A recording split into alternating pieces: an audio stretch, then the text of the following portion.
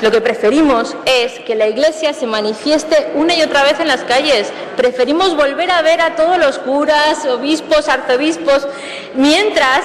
se aprueben leyes progresistas que permitan a este país avanzar y librarse del lastre de 40 años de dictadura y poder eclesiástico, porque eso es lo que queremos. Pedimos, señorías, nitidez, transparencia y control sobre el dinero público que maneja la Iglesia Católica, incluida la intervención del Tribunal de Cuentas. Pedimos garantías de que el uso al que se destine el dinero sea el fin preestablecido de la subvención y no que se destine a invertir en bolsa y otros menesteres a los que se dedica la Iglesia Católica, porque desde Izquierda Unida e Iniciativa per Catalunya aspiramos a una sociedad libre y laica, donde todos, con independencia de la confesión religiosa que profesen o no, directa o indirectamente, seamos tratados iguales por el Estado. Con el dinero público, cuando se financia a la Iglesia Católica, se financia un modo de vida y un modelo de sociedad que se pretende ir consolidando, que rechaza los avances científicos como la investigación genética